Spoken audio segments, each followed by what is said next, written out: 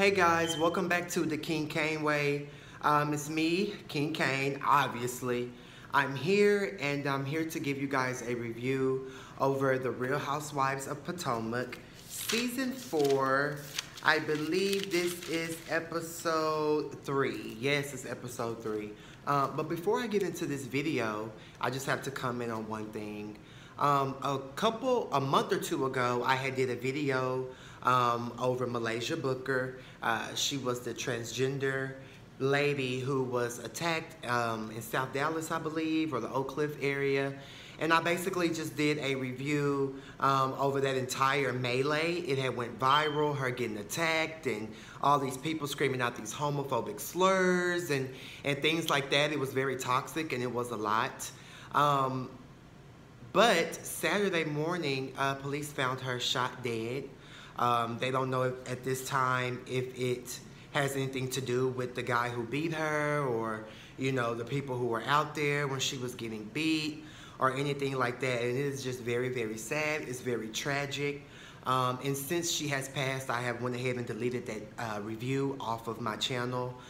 Just out of respect for her, because on that video I was reading.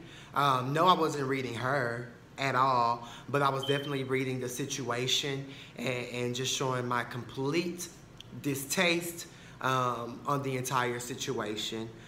So if you guys are looking for that video or wondering what happened with that video, I deleted it off of my channel.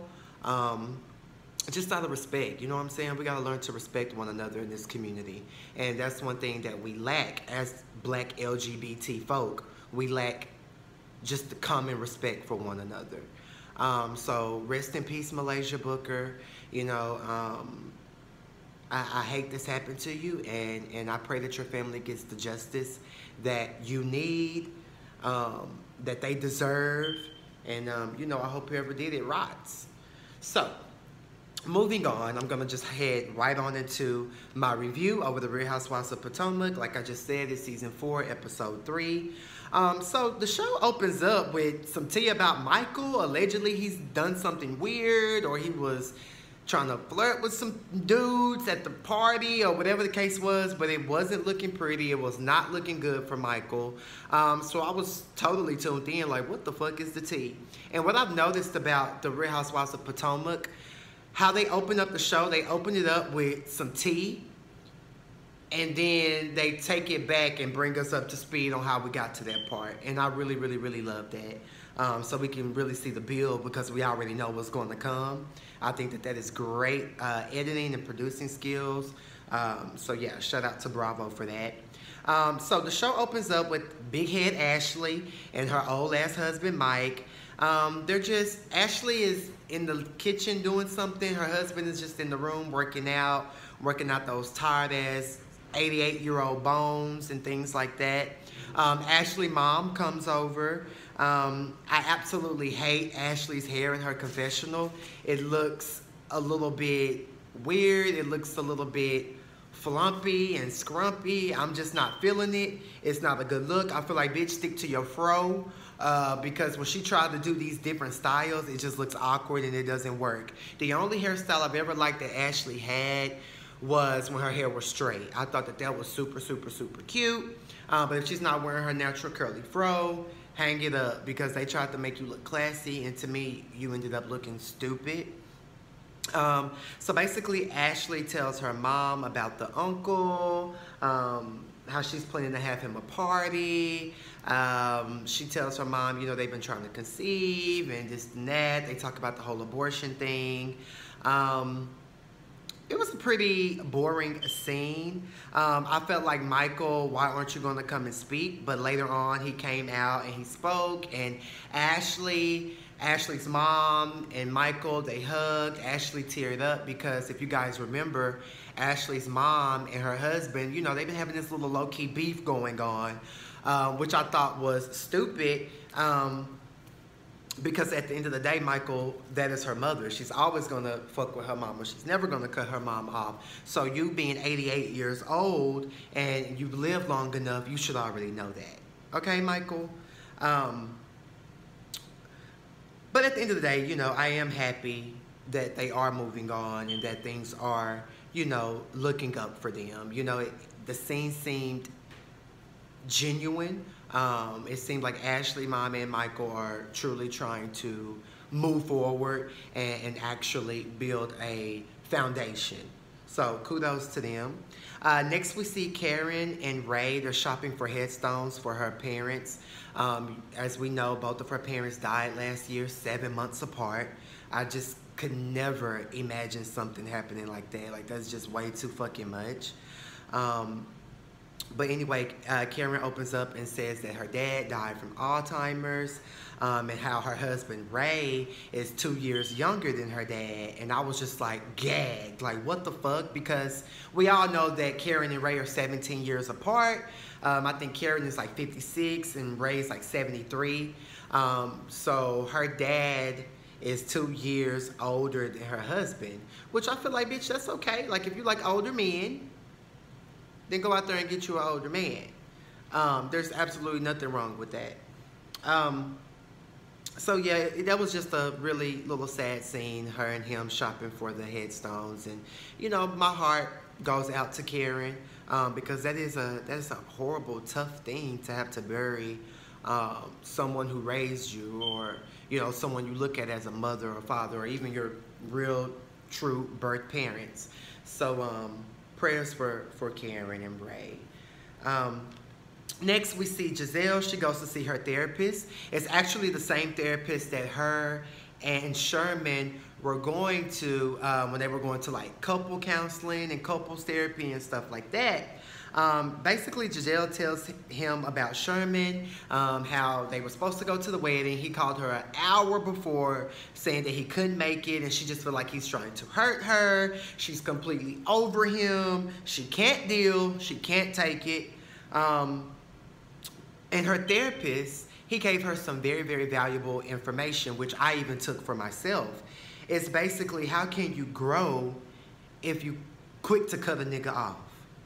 And basically what that means is, yeah, when you're talking to people and you're dating people and you're getting to know people, if they do one wrong thing or 2 or 3 wrong things, you're just ready to throw in the towel. And it's like, how can you grow and truly find your spouse or the love of your life if every time you're getting to know a motherfucker and they piss you off, you just want to, you know, throw it in? And I could definitely relate to that. I am that way. You know what I'm saying? Once a motherfucker irritates me, annoys me, I just can't deal, and, you know, it's deuces.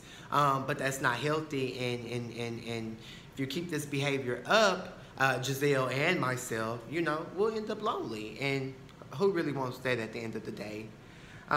Giselle, she really doesn't know if Sherman really loves her. That's tough. Giselle is revealing a whole lot of shit about Sherman, that doesn't quite add up to the way that he was portraying himself last season. Like, last season, he's all like, oh, I love you, and this, that, and the third, with his ugly, black, peanut-looking ass. Sherman is the ugliest man that I've seen any Real Housewife date, court, marry in years. And I've been a fan of the Real Housewife franchise forever. So I definitely feel like Sherman is tired and through, and I'm so sick of Giselle crying about it. Like, bitch, move forward. You are a beautiful, badass bitch. You don't need no nigga. Yeah, and so just moving on, like I was saying, her therapist ended up telling her that she needs to work on her emotional intelligence. Rightfully so, she does. Moving on, we see my fave, Candace, with her new husband, Chris, because they just got married. I discussed that in my last video for episode 2. I can't believe that they haven't took a honeymoon. Like, that's lame. At the end of the day, when I get married, I don't give a fuck what's going on, what the tea is. Bitch, after I get married, I'm taking my ass on the honeymoon. So, honestly, I thought that was brokery going on. I thought that was stupid. And I was like, bitch, y'all have to go on the motherfucking honeymoon. So they go to the living room, and they're opening up gifts from the wedding. And, you know, we see the gift that everybody, the ladies, got her and stuff like that, whatever, super cute. She brings up to her husband, like, hey, baby, like, at this point in our life, now that we're married, it's time for you and I to get our own home and leave this house that my mom owns. Which I totally agree. Like, you a grown-ass bitch with your grown-ass husband. You need to move out of this house that your mom owns. I totally agree. And it just kind of seems like the husband was a little hesitant. I feel like he's gotten a little comfortable with the mom footing all the bills. And it's like, no, sir, y'all are married. So your coins are her coins. So y'all need to put y'all coins together, move forward, and get y'all a motherfucking house. Because living in her mom's house, honestly, is not what it do as a married couple. And Chris, you own your your own barbecue joint, so you make coins. You know what I'm saying? Go get y'all a fucking house. Period. Next we see my other fave, Monique. Her husband and their kids, they're just eating, hanging out. She gives the kids take a bath. She clearly doesn't want a fourth child. She's just like, baby, what we're gonna do with 3? We already got 3. We already got 2. Now I'm pregnant with a 3rd, and you already talking about a 4th one. Monique is just really not here for it. I don't blame her. Kids is a lot to handle. And at the end of the day, Monique like to turn up. She like to drink. She like to get drunk. So anybody finna be having all these kids? Hell. Next we see G and Katie Rost. They're having lunch. It's good to see Katie back. To me, Katie, she's still kind of weird, borderline retarded. But she says that she has a new man. He's 27. To me, she was giving off that she's a sugar mama. She was basically giving off sugar mama tease. Girl, if that's what you like, do you. But Giselle invites Katie to the party that Ashley is throwing for her sick uncle. And so Katie's like, yeah, I'll come.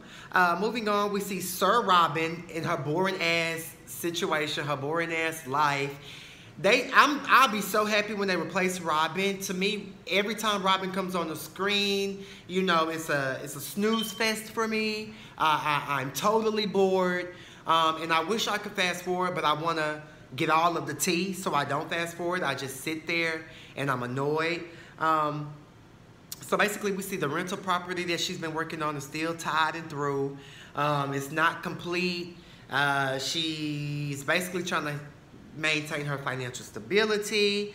She wants to come out on top. Boring, boring, boring, girl. We don't care. Fix the house up and sell it. Like, good for you. We don't care. Her and Juan, they both can be replaced. Like, can we get a fierce ass bitch who's gonna read the girls down? Can we get somebody like that? I'm so over Robin. Moving on, Karen, I'm gagging because at her house she was saging her house before Giselle came in.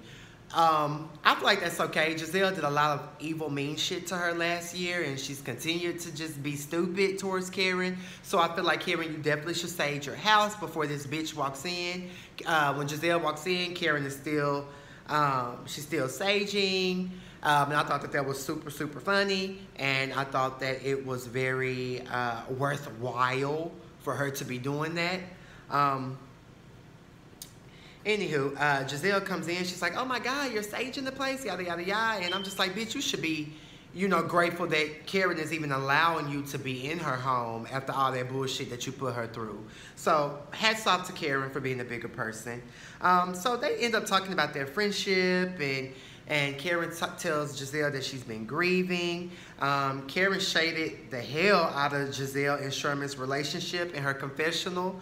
I think her confessional look is everything. The ponytail, the makeup, the pantsuit. Good job, Karen. Everything she said was pretty much the truth. Basically, she was saying like she still has her man, and Giselle, where's yours? Exactly. Moving on, she'd rather end her friendship than be fake friends. That is what Karen told Giselle, and I totally, totally agree with that. You know, don't nobody got time to be sitting around faking the front and acting like you friends with somebody when you're really not. Like, bitch, it's one way. Either we cool or we not. Period. So I agree with Karen on that. Excuse me. Next, we get to the 90s music party that Ashley is throwing. It's very, very corny. Everybody looked awkward and lame. I don't know. The Potomac people, it just seemed like they don't know how to turn up and party. It was very, very whack. I was laughing my ass off. Giselle shades the white husbands, basically saying like, damn, so Candace's husband quoted R&B songs at their wedding for his vows, and then, you know, he got a brown dick, and then now we got Ashley husband over here trying to be goddamn me Will Smith from Fresh Prince of Bel-Air. But it's like at the end of the day, Giselle, where's your husband? You can't shade anybody's husband when you don't have one of your own. Period. Moving on, Monique and Karen are not coming. I'm sorry, Monique and Karen are not coming to the party. They don't fuck with Big Head Ashley. And I agree with them, because if I don't fuck with a bitch, I'm not going to your events. I'm not going to your party. I can care less about it. It's really not even on my radar. So rightfully so, they don't have to be there. Michael wants the men that are there. Michael is just flirting and, oh, you work out and you do this and you do that. He's just like, he's begging, goddamn me, Robin, where's Juan? Like, it just seems like Michael is low-key trade. And those older white men like that, they be liking a little BBC. They love some big black cock. So for me, it was just like, oh, you're one of the men from Grindr. So yeah, that's that. So anyways, Katie comes, she meets Candace. She jokes around with Candace and saying like, basically, bitch, you just got married 5 days ago.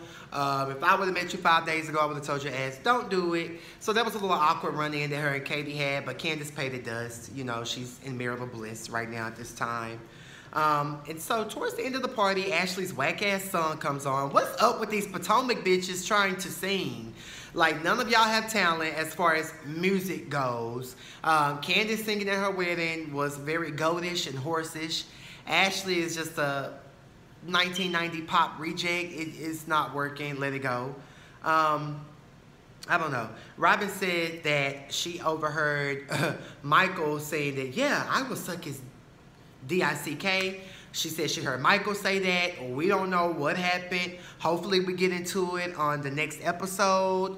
But yeah, that's how this episode ended. So yeah, it was very blah, kind of bland, but you know it is what it is. So anyways, thank you guys for tuning in to the King Cain Way yet again. Like this video, share this video. Please follow me on all my social medias in the comment section. Subscribe to my website, kingcain.co. Come on over there and shop. And, you know, just keep fucking with me. You know what I'm saying? I fuck with y'all. And that's just that. All right. Peace.